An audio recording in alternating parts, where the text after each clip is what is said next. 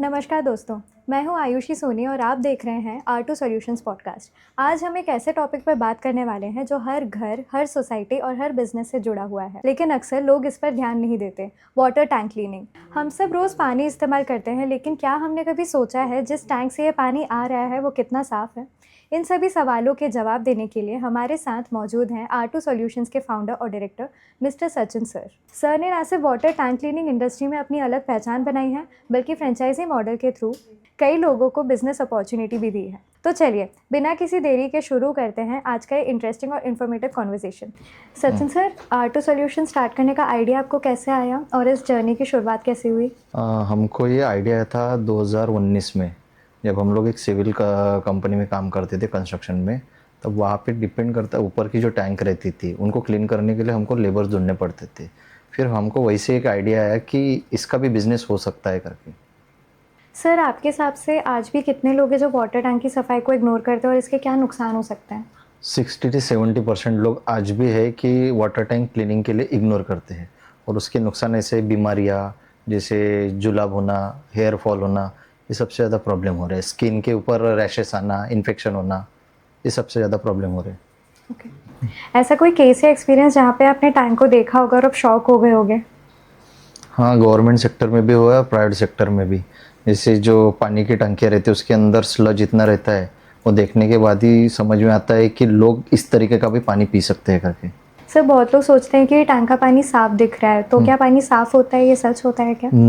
Tank के अंदर जो पानी दिखता है वो 70% तक ही साफ दिखता है, और जो आंखों से ना दिखने वाला जो बैक्टीरिया रहता है उसकी वजह से हेल्थ ख़राब होने के चांस रहते हैं। सर, R2 सॉल्यूशंस को मार्केट में और भी एक्सिस्टिंग जो क्लीनिंग कंपनीज है उसे क्या अलग बनाता है?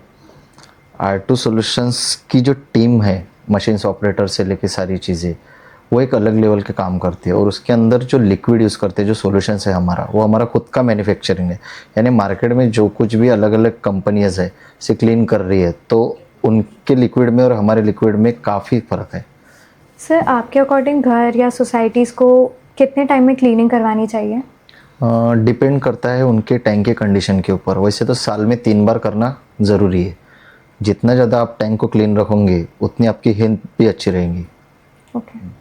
सर, बिजनेस की जर्नी में सबसे बड़ा आपका चैलेंज क्या आया और आपने उसे कैसे ओवरकम किया? बिजनेस की जर्नी में सबसे बड़ा चैलेंज था मशीन्स ऑपरेटर रेडी करना, और उनको प्रॉपर ट्रेनिंग देके कस्टमर के जब भेजते हैं तो वो सर्विस प्रॉपर होना, ये सबसे बड़ा चैलेंज था। आज के कंडीशन में मार्केट में मशीन ऑपरेटर को ढूंढना और उनको प्रॉपर तरीके से वर्क करवाना, ये काफ़ी डिफ़िकल्ट टास्क है। ओके। सर, आज जो यंग एंटरप्रेन्योर्स हैं, बिजनेस स्टार्ट करना चाहते हैं, उनके लिए आप क्या एडवाइस देना चाहोगे?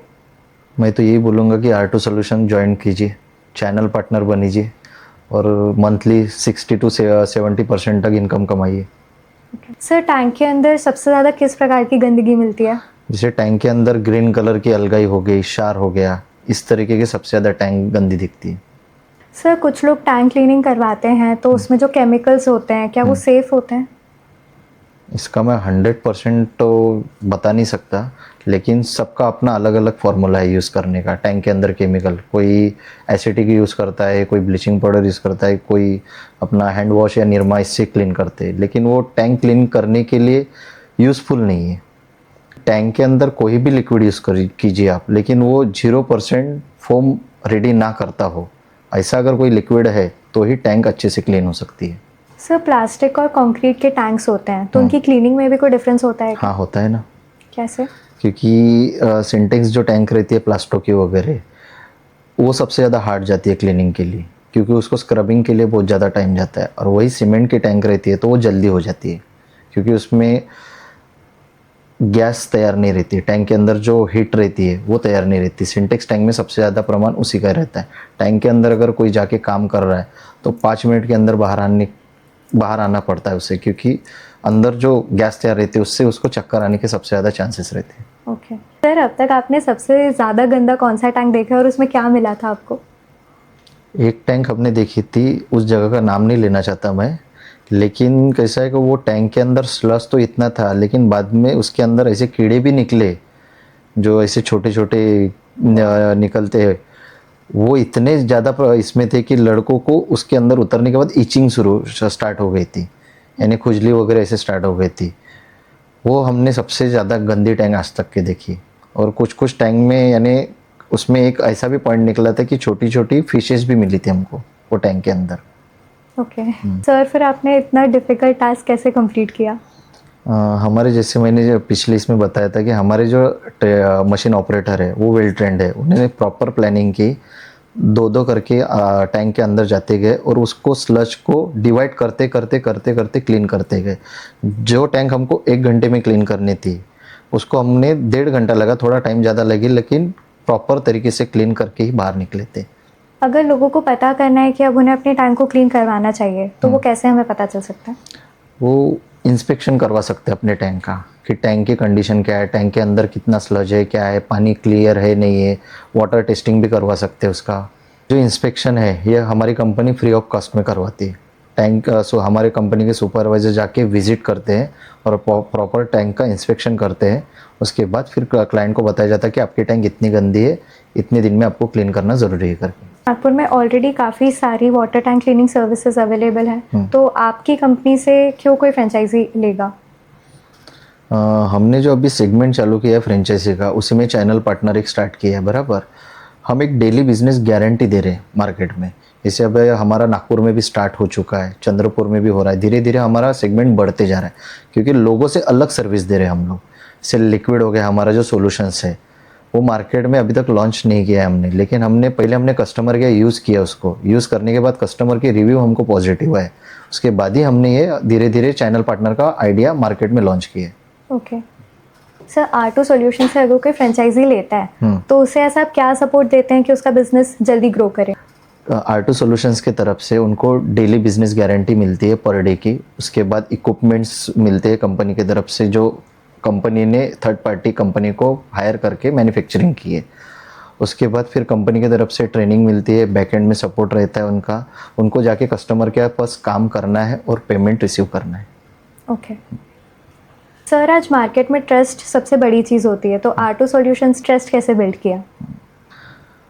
मैडम मार्केट में भी 8 साल से R2 सॉल्यूशंस काम कर रही है और जिन भी कस्टमर के यहाँ हम लोगों ने काम किया है उन्होंने 4-5 साल से कोई कोई कस्टमर हमारे साथ जुड़े हुए हैं और वही कस्टमर हमको नए कस्टमर प्रोवाइड करती है। आज मेरे गूगल पे इतने सारे रिव्यूज़ है, इतनी रेटिंग्स है, कस्टमर की वजह से ही है। ओके अगर किसी को क्लीनिंग इंडस्ट्री का कोई एक्सपीरियंस नहीं है तो वो भी R2 सॉल्यूशंस की फ्रेंचाइजी को रन कर सकता है? बिल्कुल कर सकता है क्योंकि R2 सॉल्यूशन उसको प्रॉपर ट्रेनिंग देती है और पूरे 100% ट्रेन करके ही मार्केट में लॉन्च करती है। सर, आप फ्रेंचाइजी पार्टनर सेलेक्ट करते वक्त पैसे देखते हो या पैशन देखते हो? मैं उनकी मेहनत देखना चाहता हूँ क्योंकि मैं R2 सॉल्यूशन फ्रेंचाइजी हर किसी को नहीं देना चाहता। जो इस काम में मेहनत करना चाहता है, जो आगे बढ़ना चाहता है, मैं उसी को देना चाहता हूँ क्योंकि मुझे मेरे ब्रांड लेवल को नीचे नहीं लाना है, ऊपर लेके जाना है। अभी मेरे साथ जो कुछ चैनल पार्टनर जुड़े हुए हैं बराबर, उसमें उनका एजुकेशन MBA से लेके सारी चीज़ें हो चुका है। वो जहाँ पे जॉब करते थे उन्होंने जॉब स्विच करके मेरा चैनल पार्टनर सेगमेंट लिया और उसमें उन्होंने जो उनका ROI था, जो हमने 2 महीने का टारगेट दिया था, उन्होंने 1 महीने में रिकवर कर लिया और उनका काफ़ी अच्छा एक्सपीरियंस है और काफ़ी अच्छा अर्न कर रहे वो। ओके सर, R2 सॉल्यूशंस का विजन सिर्फ टैंक क्लीनिंग तक है या फ्यूचर में और कोई सर्विसेज ऐड होगी? नहीं, फ्यूचर में और सर्विसेज ऐड होने वाली है, जैसे हाउसकीपिंग वगैरह। ये सारी सर्विसेज धीरे धीरे कंपनी ऐड करने वाली है और उसका बेनिफिट चैनल पार्टनर को ही मिलने वाला है, फ्रेंचाइजी को। ओके सर, अगर कोई एंटरप्रेन्योर ये पॉडकास्ट को देख रहा है और आपकी फ्रेंचाइजी लेने का सोच रहा है तो उसके लिए आपका क्या मैसेज होगा? मेरे लिए तो उसका यही मैसेज होगा, अगर वो देख रहा है तो उसने जल्द से जल्द R2 सॉल्यूशंस को ज्वाइन करना चाहिए और उनका चैनल पार्टनर है फ्रेंचाइजी का मॉडल अप्लाई करना चाहिए क्योंकि फ्यूचर में इसका ग्रोथ बहुत ज़्यादा है। ओके तो वाटर टैंक क्लीनिंग के बिजनेस में आप काफ़ी साल से हो, तो आपको इस बिजनेस से क्या सीखने मिला है? मुझे वाटर टैंक क्लीनिंग के बिज़नेस से ये चीज़ सीखने को मिली कि मेरे घर में पहले RO फिल्टर था। मैं RO का पानी खाली पीने के लिए यूज़ करता था, लेकिन जैसे सब्जी वगैरह धोने के लिए या ब्रश करने के लिए टैंक का ही पानी यूज़ करता था। फिर मेरे घर पे RO लगाने का क्या फ़ायदा था? बीमारी तो मेरे टैंक से भी आ रही थी, ब्रश कर रहा हूँ, सब्जी धो रहा हूँ, उससे भी बीमारी हो रही थी। तो फिर मैंने ये सोचा कि अगर टैंक कंटिन्यू क्लीन होती रहेंगी तो मेरे घर में बीमार कोई क्यों होगा। तो मार्केट में तो बहुत सारे अलग अलग बिजनेसेस हैं, उनकी फ्रेंचाइजीज है, तो कोई वाटर टैंक क्लीनिंग की फ्रेंचाइजी क्यों लेगा? मैडम सबसे पहले बात तो water tank cleaning business start करने के लिए कोई ऑफिस नहीं लगता, कोई शॉप नहीं लगती। वो घर से बैठ के भी काम कर सकते हैं, जीरो इन्वेस्टमेंट में अर्न ज़्यादा है। कम इन्वेस्टमेंट में अर्न ज़्यादा है, बराबर। तो ये बिज़नेस लाइफ टाइम चलने वाला है और लोगों के हेल्थ के लिए सबसे अच्छा बिज़नेस यही है। आज मार्केट में जो चल रहा है अभी, जैसे मॉडर्न टेक्नोलॉजी हो गई, हर कोई बंदा मॉडर्न हो गया है, बराबर। लेकिन ये वाटर टैंक क्लीनिंग के बिज़नेस के लिए हर कोई मॉडर्न नहीं होना चाहता। अगर लोगों ने ये सोच बदली तो ये वाटर टैंक क्लीनिंग का बिज़नेस भी कल चल के मॉडर्न हो सकता है। सर, आपने R2 सॉल्यूशंस को कहाँ पहुँचाने तक का विजन देखा है? मैंने R2 सॉल्यूशंस को एक वाटर टैंक क्लीनिंग को ब्रांड बनाने का सोचा है और उसको इंटरनेशनल ब्रांड बनाऊंगा। ये मेरा सपना है और वो मैं जल्द से जल्द पूरा करूंगा। Sir, thank you so much अपना टाइम देने के लिए। मुझे Okay. बहुत अच्छा लगा आपसे बात करके, बहुत अच्छी चीज़ें आपसे सीखने को मिली। हम फिर मिलते हैं। Okay okay, thank you.